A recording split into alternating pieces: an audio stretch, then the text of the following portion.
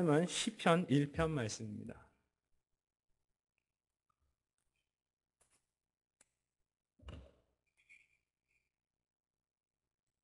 시편 1편 제가 봉독하겠습니다. 복 있는 사람은 악인의 길을 쫓지 아니하며 주인의 길에 서지 아니하며 오만한 자의 자리에 앉지 아니하고 오직 여호와의 율법을 즐거워하여 그 율법을 주야로 묵상하는 자로다. 저는 시냇가에 심은 나무가 시절을 쫓아 과실을 맺으며 그 잎사귀가 마르지 아니함 같으니 그 행사가 다 형통하리로다. 악인은 그렇지 않으며 오직 바람에 나는 겨와 같도다. 그러므로 악인이 심판을 견디지 못하며 죄인이 의인의 회중에 들지 못하리로다. 대저 의인의 길은 여호와께서 인정하시나 악인의 길은 망하리로다. 아멘. 여러분 교회가 이렇게 아름다운 교회를 지으시고 또 박 목사님과 함께 은혜롭게 성장하고 있다는 소문을 늘 들었습니다.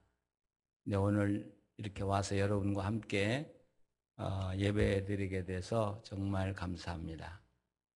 교회는 행복해야 합니다. 이유 여하를 막론하고 행복하지 않는 교회는 뭔가 잘못된 거예요. 네, 여러분 교회는 행복하시죠? 예, 박 목사님이 여러분 때문에 행복해야 되고 여러분은 박 목사님 때문에 행복해야 되고 또 모두가 하나님 때문에 행복한 교회. 여러분 앞으로도 계속해서 그런 행복한 교회로 성장해 가시기를 바랍니다. 이 시편 1편 시편이 다 150편인데요. 그 중에 1편, 제일 첫 번째 나오는 시편. 이 말은 모든 시편 중에 가장 중요하다는 이야기죠. 그렇죠? 중요한 것이 제일 먼저 나오죠. 이 시편 1편은 굉장히 중요한 시편이에요. 왜 이 시편이 그렇게 중요할까? 왜 이 시편을 맨 앞에 내놨을까? 그 이유는 이 시편 1편은 이스라엘 전체의 희망이고 꿈이에요. 이상이고 비전이고요. 또 이 말씀은 다윗 개인에게는 이 시편 1편이 그의 일생을 인도해 간 말씀이에요. 그래서 이 시편은 대단히 중요한 말씀이에요. 근데 우리가 이 시편을 1편을 읽을 때 배경이 되는 것은 오늘 미국이나 한국까지 비옥한 땅을 이야기하는 거 아니잖아요. 유대 나라 가보신 분도 계시겠지만 유대 나라는 다 사막이에요. 거의 다 사막이에요. 물 하나 없는, 그리고 풀 한 폭이 구경하기가 어려운 사막이에요. 그런데 이렇게 좀 높은 지역에 올라가서 이렇게 사면을 보면 어느 한 곳에 나무가 자라고 열매가 맺는 곳이 있어요. 가보면 반드시 물이 흘러요. 그런 걸 오아시스라고 그러죠. 그러니까 이 시편 1편도 지은 분이 다윗이라고 우리가 알고 있는데 다윗이 그런 오아시스를 보면서 뭔가 시상이 떠오른 거예요. 그래서 거기에서 신앙이 아주 진수를 시편을 시로 엮어나가기 시작한 것이죠. 그러면 이 다윗이 그 오아시스에서 뭘 봤을까? 뭘 보았길래 이 시편을 썼을까? 근데 우리 시라고 하는 것은요, 여러분이 시를 다 사랑하시겠지만 시라고 하는 건 처음부터 해석하면 시를 잘못 해석하는 거예요. 이 시를 이렇게 읽으시고 그 시편 중에 아주 중심되는 이미지가 있어요.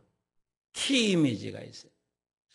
그것을 통해서 시편을 풀어가야 이 시는 제대로 이해가 되거든요. 여러분 이렇게 보면 시편 1편에서 제일 중요한 구절이 어디겠느냐? 뭐가 시편 1편에서 중요한 키 이미지겠느냐? 이렇게 우리가 한번 생각해 보면 어디라고 생각하세요?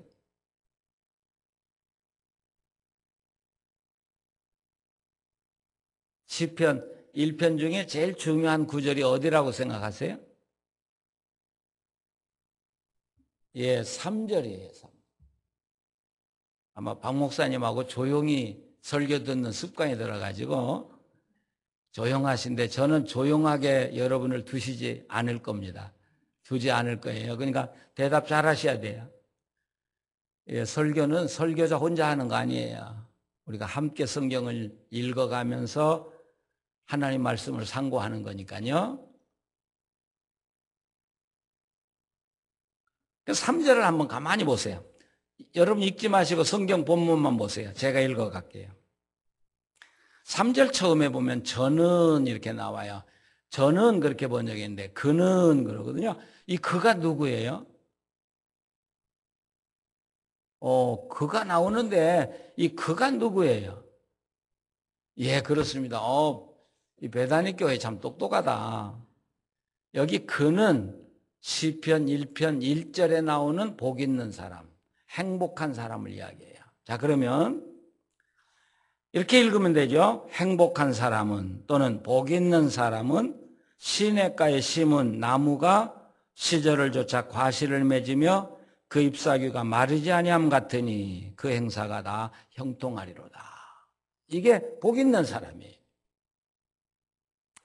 복 있는 사람은 누구냐면 시냇가, 오아시스에 심겨진 나무다. 이렇게. 근데 여러분 성경을 자세히 보시면 시냇가에 있는 나무라고 안 하고 시냇가에 심은 나무라고 했거든요. 여러분 시냇가에 있는 나무라는 말과 시냇가에 심은 나무라는 말은 어떻게 차이가 있어요? 뭐가 달라요? 갑자기 물으니까 지금 조용하신데. 오늘 성가대 참 은혜롭게 했는데 어떻게 달라요? 시냇가에 있는 나무하고 심은 나무는 뭐가 달라요? 똑같아요? 달라요? 달라요? 뭐가 달라요? 예, 좀 말은 하고 싶은데 예. 있는 나무는 처음부터 거기 있었단 말이에요. 심은이라는 말은 누군가 옮겨줬다.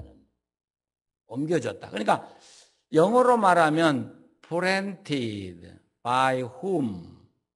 좀 더 정확하게 하면 transplanted by whom. 누구에 의해서 그 나무가 옮겨졌다는 이야기죠. 시냇가로. 그러면 이 나무가 어디 있었겠어요? 사막에 있었다는 거예요. 나무는 좋은 나무예요. 좋은 나무인데 사막에 있으니까 자라지도 못하고 열매를 못 맺어요. 만약 거기 두었다면 이 나무는 아무 쓸모없는 나무가 돼버렸을 거예요. 그런데 누군가 그 나무를 떠서 시냇가로 옮겨주니까 이 나무가 재구실을 하기 시작한 거예요. 잘 자라고요. 그리고 계속해서 열매를 맺어가기 시작했다는 것이죠. 바로 그렇기 때문에 시냇가에 심겨진 나무는 복 있는 나무예요. 여러분 이 나무는 아마 종려나무, 대추 야자 열매를 맺는 대추, 그 팜추리로 알고 있어요. 대추 야자 여러분 먹어보셨어요? 우리나라 대추보다 좀 더 큰데 굉장히 달죠. 유대 나라는 아들, 딸을 낳으면 이 나무 하나를 심어 놓으면 그 나무가 자라서 아이 초등학교도 보내고 중고등학교도 보내고 대학도 보낸다는 거죠. 이 나무는 500년을 사는 나무고 500년 동안 열매를 맺는 나무예요. 그러니까 이런 나무가 사막에 있었으면 그 구실을 하나도 못 하는데 시냇가로 옮겨주니까 재구실을 하기 시작했다. 그러면 누가 옮겨줬을까? 이 나무는 누구를 가리키는 것일까? 여러분 이 나무는 크게 말하면 이스라엘을 가르쳐요. 이스라엘이 옛날에 사막에 살았는데 그 사막이 어디였어요? 그게 애굽이었어요. 근데 하나님께서 모세를 통해서 애굽에서 가나안 땅으로 옮겨줬죠. 그래서 지금 오늘 여러분 유대인들이 얼마나 번창합니까? 또 이 나무는 누구를 가르치냐면 다윗 자신을 가르쳐요. 다윗은 목동이었어요. 우리는 목자, 목동 그러면 퍽 친근한 감을 가져요. 예수님은 나의 목자 그러니까요. 그런데 사실 유대 나라에서 목자는 가장 천한 직업이에요. 이 목자의 그 레벨이 누구냐면 세리 또는 술 파는 여자를 그 정도의 수준이에요. 목자는요. 그러니까 목자는 사람다운 구실을 못해요. 다윗이 목자였어요. 네, 하나님이 그를 어디로 옮겨주셨어요? 왕궁으로 옮겨주셨어요. 그래서 왕을 삼아주셨고 이스라엘 역사에 가장 위대한 왕을 만들어주셨어요. 누가요? 하나님이요. 자, 그런데 이 나무는 또 누구냐면 오늘 우리들을 가르쳐줘요. 우리가 하나님 없이 살았다면 우리가 이 은혜 누리고 살 수 없어요. 근데 하나님께서 우리를 그런 척박한 땅에서 하나님 없는 땅에서 하나님이 계신 땅으로 우리를 옮겨주셨어요. 그래서 우리가 하나님을 알고 하나님을 예배하고 오늘 이 하나님의 은혜를 누리고 있는 것이죠. 자, 그런데요. 시냇가에 나무가 심겨져 있으면 그 나무는 절로 자라게 돼 있어요, 여러분. 나무가 자라려고 몸살하고 비틀어지고 뭐 그러면서 자라는 모습 보셨어요? 보셨으면 보셨고 안 보셨으면 안 보셨고 그래야지. 가만히 계시면 내가 봤는지 안 봤는지 모르죠. 보셨어요? 그렇죠? 나무는 그냥 심어 놓으면 물 있고 햇빛만 있으면 다 그냥 절로 자라요. 제가 40년 전에 미국에 유학을 그때 와가지고 달라스에 2달 머물렀었는데요. 그때는 달라스가 비가 안 왔습니다, 여름에. 오래 계신 분들은 아실 거예요. 제가 그때 달라스에 와서 느낀 인상은 뭐냐면 나무들이 다 비틀어지는 거예요. 여름이 되면 이 물이 없어가지고요. 그리고 나무가 이렇게 위로 자라는 나무가 달라스 없었어요. 근데 지금은 달라스가 얼마나 좋아졌습니까? 나무는요, 물만 있고 햇빛만 있으면 그냥 자라는 거예요. 또 자랄 뿐 아니라 열매도 절로 맺는 거예요. 뭐 나무들이 열매 맺려고 우리처럼 땀 흘리고 노력하는 거 없어요. 그냥 쉽게 맺어요. 이렇게 조그만 했다가 나중에 보니까 이렇게 크게 맺어요. 다시 말하면 우리 예수 믿는 사람은요, 하나님께서 우리를 하나님 안으로 심겨준 것 자체가 이미 우리에게 복을 다 주신 거예요. 많은 크리스찬들이 복을 받으려고 노력을 해요. 근데 아니요. 이미 하나님이 예수를 믿게 하는 날부터 우리에게 복을 다 주신 거예요. 그럼 우리는 뭐만 하면 되냐? 누리기만 하면 돼요. 근데 많은 우리 예수 믿는 분들이 하나님이 주신 복을 누리는 분들이 그렇게 많지를 못해요. 받으려고는 하는데 주신 복을 못 누려요. 여러분, 우리가 해야 할 일은 이미 복을 주셨어요. 그 누리기만 하면 돼요. 믿으십니까? 예. 근데 우리는 누리려고는 하지 않아요. 어떻게 하면 하나님이 우리에게 이미 다 주신 복을 누릴 수 있을까? 이게 지금 우리들에게 문제예요. 어떻게 하면 누릴 수 있을까? 자, 이 말을 다른 말로 바꾸면 시냇가에 나무가 심겨졌어요. 절로 자라고 열매 맺어요. 다 돼요. 그런데 이 나무가 스스로 해야 할 일은 딱 하나 있어요. 시냇가에 옮겨진 나무가 뭐 해야 될까요? 한번 성가대 연구 한번 해. 뭐 해야 될까요? 예? 뭐라고 하시는 거예요, 지금? 예. 나무는 할 일이 하나도 없어요. 근데 딱 하나만 해야 돼요. 뭐예요? 물을 먹어야 돼요. 물을 먹어야 돼요. 아무리 시냇가에 심겨진 나무라고 할지라도 물을 먹는 건 나무가 먹는 거예요. 나무가 먹지 않으면 물 없는 데 있는 나무하고 똑같아요. 그런 이야기 있잖아요. 목자가 양을 시냇가로 인도할 수는 있지만 물을 넘기게는 못하는 거죠. 물을 넘기는 건 양이 넘겨야 되고 물을 마시는 건 이 나무가 마셔야 돼. 근데 지금 이 시냇가에 물이 뭘 상징하고 있냐? 이건 하나님의 말씀을 상징하고 있어요. 그러니까 여러분, 우리가 축복을 받았다는 건 하나님 말씀 안에 심겨졌다는 게 축복인데, 말씀을 먹느냐 안 먹느냐에 따라서 하나님의 은혜를 누릴 수 있냐 못 누리냐는 차이예요, 여러분. 자, 그러면 말씀을 먹어야 되는데 어떻게 먹는 거냐? 많은 분들이요, 성경 먹으라 그러면 싫어해요. 나 공부 싫어서 여지껏 공부 때문에 그렇게 어려웠는데, 교회 왔는데 또 공부하라고 한다고요. 베다닉 교회 공부 열심히 하시는데, 제가 샌프란시스코에 집회를 갔는데 제가 하나님 말씀을 열심히 먹으라 그랬어요. 그랬더니 어느 집사님 한 분이 저를 점심에 초대하더라고요. 네, 샌프란시스코 다운타운에 굉장히 큰 일식집을, 음식점으로 성공한 분이에요. 근데 그분이 정말 맛있는 걸 다 대접하고 저보고 그러더라고요. 목사님, 내가 이 세상에 제일 싫어하는 게 하나 있습니다. 그게 공부입니다. 그러더라고요.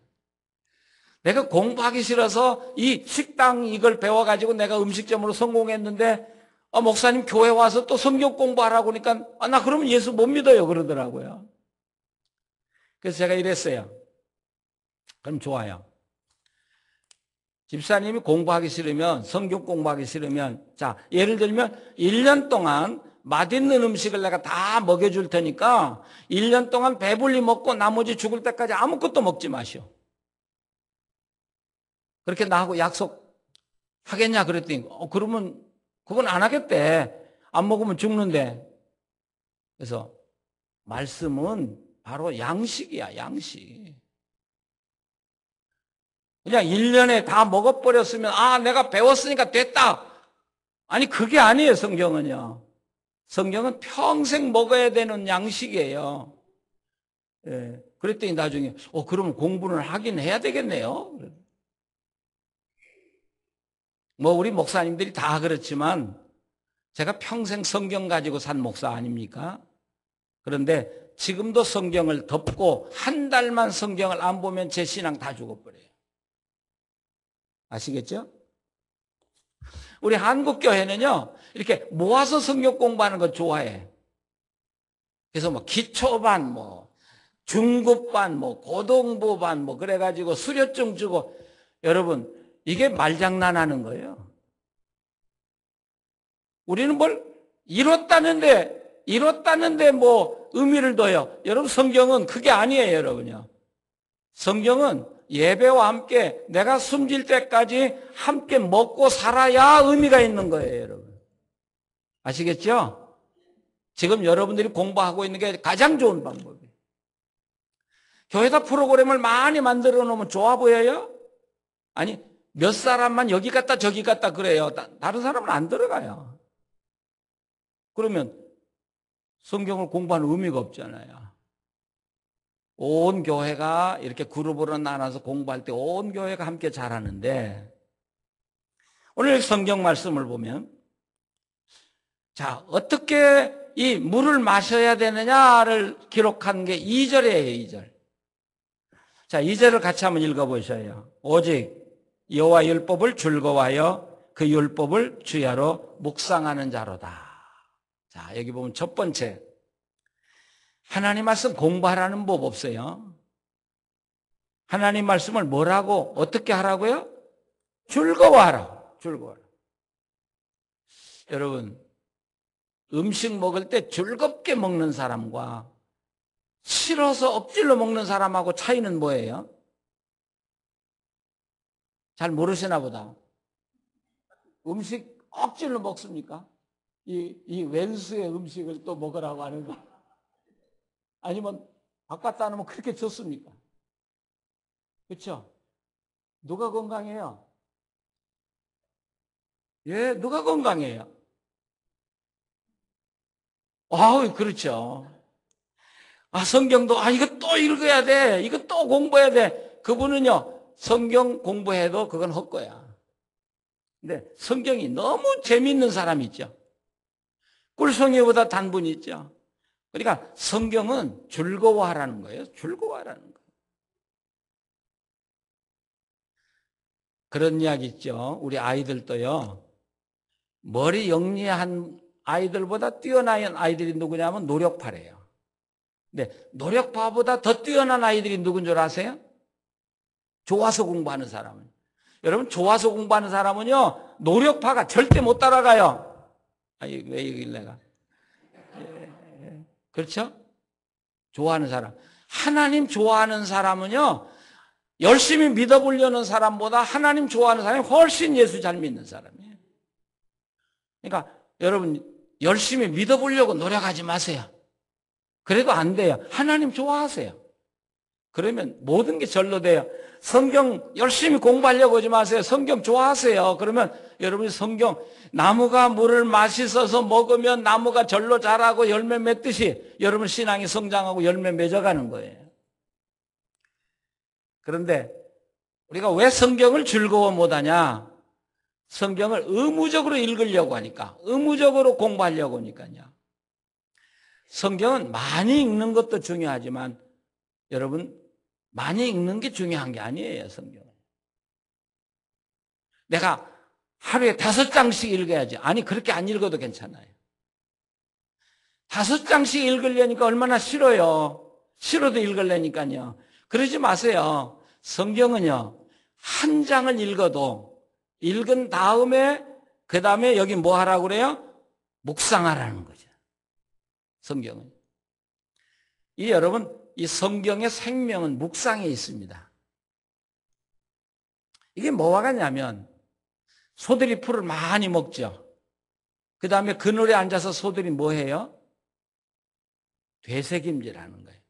소를 살찌게 만드는 건 뭐예요? 되새김질이지 풀을 많이 먹는 거 아니에요. 그러니까 우리가 성경을 많이 읽은 것은 풀을 많이 뜯어먹은 거예요. 근데 되새김질 안 하면 아무 소용이 없어요, 여러분.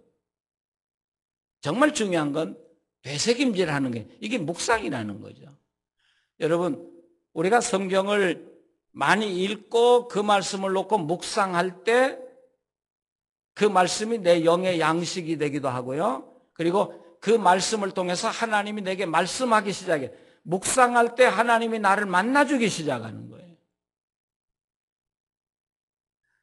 근데 묵상이 뭐냐? 그럼 묵상이 뭐냐?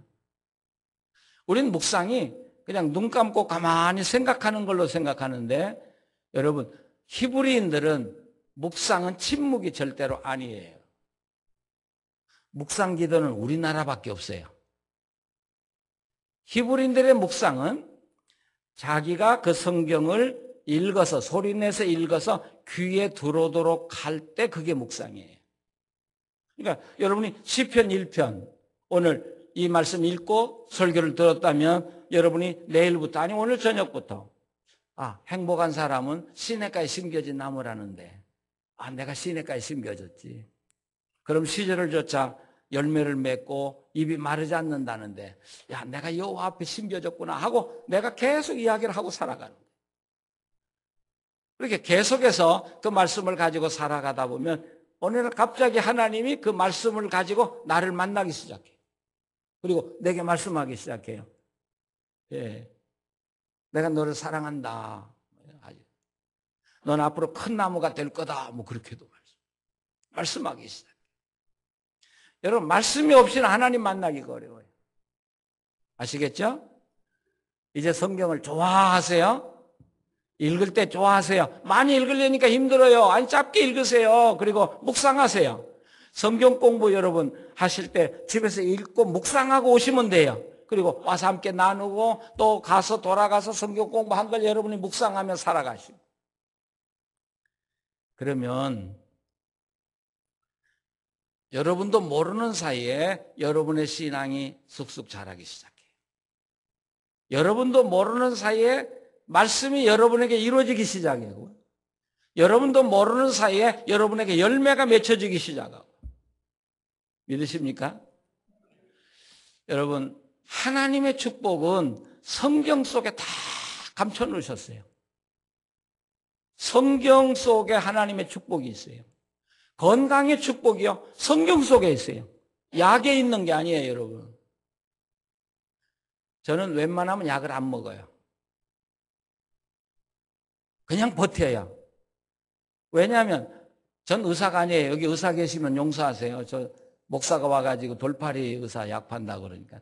근데 제가 목회를 하면서 깨달은 게 뭐냐면 하나님은요, 내 모든 몸에 어떤 병이 들어와도 내 몸 스스로가 치료하도록 만들어 놓으셨어요, 하나님. 아시겠어요? 근데 하나님이 내 몸의 모든 병을 치료하도록 다 만들어 놓으셨는데 질서가 파괴되니까 내 몸에서 활동을 해야 될 게 못하니까 병이 생긴 거고 치료가 안 되는 거예요.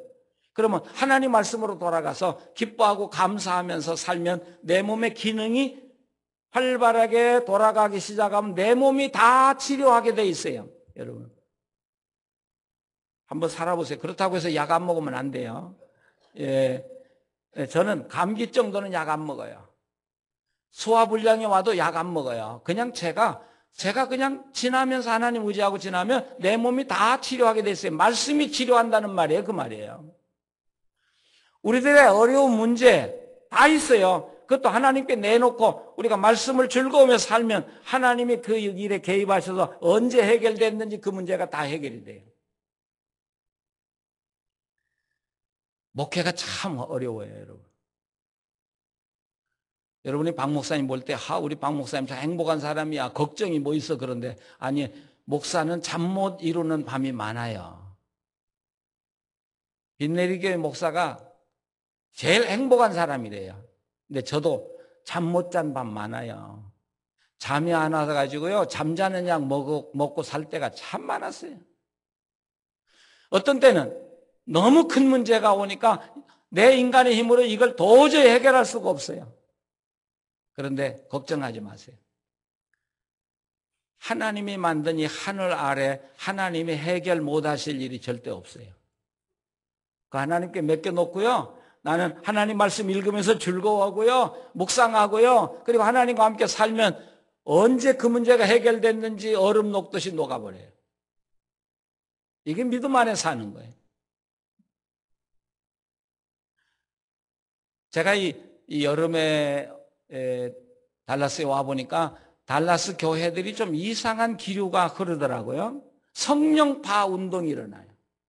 저 성령 운동을 반대하는 사람은 아니에요. 그런데 많은 분들이 자기가 노력해야 될 것은 안 하고 성령님 받기만 하면 모든 게 그냥 쉽게 해결될 줄로 믿고 있는 거예요. 무슨 마술방망이처럼요. 성령은 절대 그렇게 역사하지 않습니다, 여러분. 성령님은요, 여러분이 말씀을 즐거워하고 말씀을 묵상하고 그 말씀을 놓고 기도하고 살 때 비로소 성령님이 여러분에게 오셔서 여러분을 돕고 여러분을 인도하기 시작하는 거예요. 믿으십니까? 아무것도 안 하고 그냥 성령 의지하면 된다. 아니요, 그건 아니에요, 여러분. 절대로 그 사람들은 하나님 체험 못해요. 하나님의 축복은 말씀 속에. 한국교회가 말씀 강조하지 않고 기도 강조해. 기도하면 된다 그러는데 여러분, 말씀대로 안 살고 기도만 하면 절대로 하나님 말씀 이루어지지 않아요, 여러분. 제가 서울에서 목회할 때 기도 열심히 한 여집사 한 분이 있어요. 새벽 기도 시작하기 전에 30분 전에 와서 기도하고요, 또 새벽 기도 끝나고 다 가는데 그분은 1시간씩 엎드려 기도하고요. 그런데 문제는 이 집에서 다 일어나요. 그 집 신방하고 나면 1년이 다 가요. 목사님, 차 샀으니까 신방해 주세요. 그런데 또 한 달 만에 또 사고 났으니까 기도해 주세요. 그 다음에 우리 사업이 잘 안 되니까, 하여튼 그 집은 왜 이렇게 말이 많아요? 조사했어요. 도대체 저 집은 기도를 저렇게 열심히 하는데 왜 문제가 많은가 그랬더니 이분은 성경은 하나도 읽지 않고 동네에서 쌈 났다면 이 여자 안 낀 데가 없고, 그러니 하나님이 기도해도 이루어질 길이 없잖아요, 여러분. 신앙의 원칙, 말씀이 첫째고요.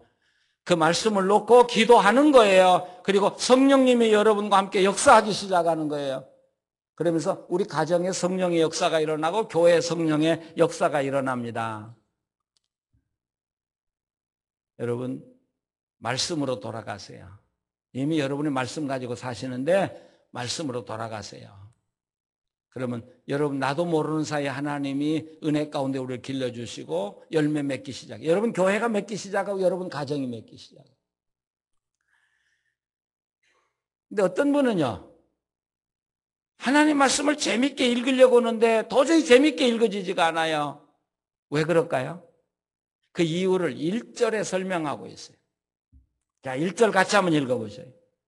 복 있는 사람은 악인의 꾀를 쫓지 아니하며 죄인의 길에 서지 아니하며 오만한 자리에 앉지 아니하고, 여기 다시 말하면 악인의 꾀를 쫓거나 죄인의 길에 서거나 오만한 자리에 앉고 있는 사람은 절대로 성경이 재미가 없어요. 설교도 재미가 없고 성경이 재미가 없고. 왜요? 다른 잘못된 것들이 나를 채우고 있기 때문에 하나님 말씀이 내 속에 들어올 수가 없어요, 여러분.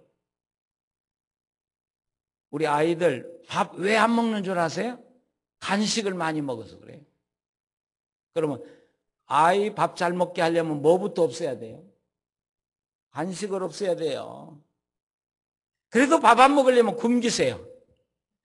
여러분, 우리 부모들이 잘못하는 게 밥그릇 가지고 따라다니니까 애가 밥을 안 먹는다는 거예요. 한 끼만 굶으면 그 다음에 먹지 말라고 그래도 열심히 먹어요. 우리도 마찬가지예요. 잘못된 것들이 내 속에 들어와 있기 때문에 하나님 말씀의 맛을 모르는 거예요. 그걸 제거해서요. 그러면 하나님 말씀이 내 속에 정말 꿀처럼 달게 되는 것이죠. 자, 그러면 반대로 교회는 다녀야, 하나님이 우리를 은혜 가운데 옮겨주셨는데 교회 안에 하나님의 은혜의 세계 살면서도 하나님 말씀을 먹지 않는 사람은 어떻게 되는 것입니까? 그건 4절에 나와요. 4절 같이 한번 읽어보세요. 악인은 그렇지 않으며 오직 바람에 나는 겨와 같도다. 여기 악인은 누굴까요? 여기 악인이란 말이 나오는데 여기서 악인은 누굴까요? 그것도 모르세요? 악인은 악인이지 무슨. 여기서 악인은 악을 행하는 사람을 말하는 게 아니고요. 하나님의 말씀을 안 먹는 사람을 악인이라 그러는 거예요. 보세요.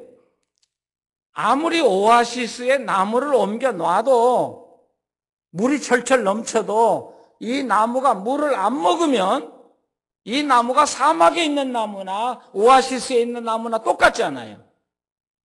그래요, 그러네요. 이상하다. 배다니 교인들은 가만히 계시네. 그렇죠? 예. 시냇가에 심겨져 있어도 물을 안 먹으면 사막에 있는 나무하고 똑같아요. 그래서 사막에 있는 나무 또는 하나님 말씀을 먹지 않는 나무는 바람에 나는 겨와 같다. 죽정이를 맺는 거예요. 모양은 비슷해요. 예수 믿는 사람 모양은 비슷한데 가서 보면 알맹이는 하나도 없어요. 그걸 우리가 죽정이라고 해요. 바람에 나요. 이 사람들은요, 5절에 보면 악인이 심판을 견디지 못하며, 여러분 악인이란 말 잘 들으셔야 돼요. 하나님 말씀을 무시하는 사람은 악인이에요. 이분들은 심판을 견디지 못하고 의인의 회중에 들지 못한다. 이렇게 말합니다. 우리가 이민 생활하면서 아주 힘드니까 예수를 쉽게 믿으시려고 하는데 여러분 예수를 쉽게 믿으면 은혜도 없습니다. 정말 우리가 예수를 이왕에 믿을 바에야 여러분 철저하게 좀 믿고 하나님의 은혜를 좀 누리고 살고 싶지 않아요? 누려야 되지 않아요? 이 세상에 뭐든지요 정말 귀한 건 쉽게 되는 게 아니에요. 예수 믿는데 여러분 그렇게 쉽게 되는 거 아니에요. 여러분이 정말 하나님이 주신 축복을 누리려면 여러분 신앙에 몰두해 보셔야 돼요. 말씀에 몰두하시고요. 기도하시고요. 성령 인도받아 살아보시고요. 한번 살아보세요. 5년 후에 10년 후에 여러분의 인생이 달라져요. 제가 서울에서 목회할 때요. 장로 아들인데요. 깡패가 돼버린 거예요. 주일날이면 술 마시고 와가지고 칼 들고 와가지고요. 교인들 죽인다고 돌아다니는 거예요. 이런 막날. 자기 아버지도 때리고 장인도 때리고. 근데 어느 날 토요일 날 저녁인데요. 설교를 준비 다 마치고 자려고 하는데 저희 대문이 부서지는 거예요. 나가보니까 이 친구가 술 마시고 저희 집을 찾아온 거예요. 난 이제 죽은 거야. 술 마시고 저 저녁 내에 저를 못 살게 하면 다음날 예배인도를 못 하잖아요. 야, 가슴이요. 이걸 받아줘야 될까 말아야 될까 그러더라고. 근데 제 마음속에 정말 성령님이 인도하셨나 봐. 그래도 술 마시고 목사집을 찾아왔다는 게 이거 대단한 거예요. 그래서 문을 열어주면서 제가 그래 들어오라고. 어떻게 술 마시고 그래도 목사집 찾아오고 싶은 생각이 났냐. 너무 고맙다. 그리고 제 방에 이렇게 이제 들어오라고 그랬는데 여러분 그 말 한마디에 이 친구가 감동을 받은 거예요. 술 마시고 왔는데 목사가 고맙다고 하니까 막 우는 거예요. 그러더니 목사님 내일 예배인도 해야 되니까 저 가겠습니다. 너무 기쁜 소식이죠. 제가 그랬어요. 안 선생, 안 씨거든요. 예, 안 선생. 그렇게 인생은 사는 게 아니야. 나하고 약속을 해. 10년 정말 예수를 철저하게 열심히 한번 믿어봐. 그리고 당신의 인생이 변화되지 않았으면 나한테 10년 허비한 청구서를 보내. 그럼 내가 다 갚아줄 테니까. 돌아갔어요. 이게 취중에 들었으니까 무슨 말인지 모르겠죠. 근데 월요일날 아침에 또 전화가 왔어요. 목사님, 제가 목사님 말대로 살아보겠습니다. 10년 살아보겠습니다. 그 약속을 했어요. 그 후부터요, 그 깡패가 변한 거예요. 술 안 마시고요. 교회 굳은 일은 다 하는 거예요. 그리고 제가 이제 달라스로 오게 되지 않습니까? 그래 잊어버렸어요, 저는요. 그리고 얼마 흘렀는데 어느 날 한국에서 편지가 왔어요. 근데 저는 이게 무슨 장사들이 뭐 선전하는 건 줄 알고 그걸 쓰레기통에다 던져버렸다고요. 근데 저희 집사람이 쓰레기를 치다가 그걸 보더니 여보, 그 안 누구한테 이 편지 왔네 그러는 거예요. 그래서 보니까 편지가 온 거예요. 거기 이렇게 써 있어요. 목사님, 오늘이 목사님과 약속한 10년 되는 아침입니다. 저는 잊어버렸는데 하나님이 저를 가수로 만들어줘가지고 제가 가수가 됐습니다. 그래서 CD를 보내줍니다. 근데 CD가 장사꾼이 보낸 줄 알고 버렸는데 그 사람이 만든 CD였던가 봐요. 그게 들어보니까요, 얼마나 은혜롭게 찬양하는지 몰라요. 그리고 하나님이 자기에게 비즈니스, 이 인테리어 하는 비즈니스를 시켜서 그 교회에서 11조를 제일 많이 내는 사람이 됐다는 거예요. 10년 아침에. 한국 가서 만났잖아요. 도대체 어떻게 된 거냐. 저는요, 정말 제가 이야기해놓고 놀란 거예요. 근데 자기가 열심히 봉사하고 아침에 기도하는데 하나님이 그러더래요. 너 노래를 불러봐라. 노래를 불러봐라. 그러더래요. 자기는요, 목소리가 너무 나빠요. 근데 이 목소리 가지고 무슨 내가 노래 불러? 그래서 서울대 음대를 갔대요. 그래서 교수님 보고 내 목소리를 좀 한번 검사해달라고. 근데 교수가 테스트를 해보더니 네 목소리는 천하의 가장 좋은 목소리라고. 그래서 서울대학 대학원에 들어가서 공부를 했어요. 그리고 가수가 됐어요. 그분이 중국에 가가지고요, 중국 전체 노래자랑에서 1등한 사람이에요. 근데 이분이 찬송가를 불렀는데 중국 사람은 그 찬송가인지도 모르고 가게 가면 그분의 노래가 나오는 거예요. 찬송가가요. 그리고 사업을 하게 하고요. 여러분, 하나님은 분명하신 분이에요. 여러분 믿으십니까? 하나님 여러분이 주셨어요. 그걸 여러분이 이제 누리셔야 돼요. 자, 그러면 6절 말씀 보세요. 같이 한번 읽어보세요. 대저 의인의 길은 여호와께서 인정하시나 악인의 길은 망하리로다. 의인의 길은 여호와께서 인정하신다. 여러분, 인정하신다는 말 또는 여기 3절에 형통한다는 말이 뭐예요? 형통이라는 뭐냐면 하나님이 함께 하신다는 말이에요.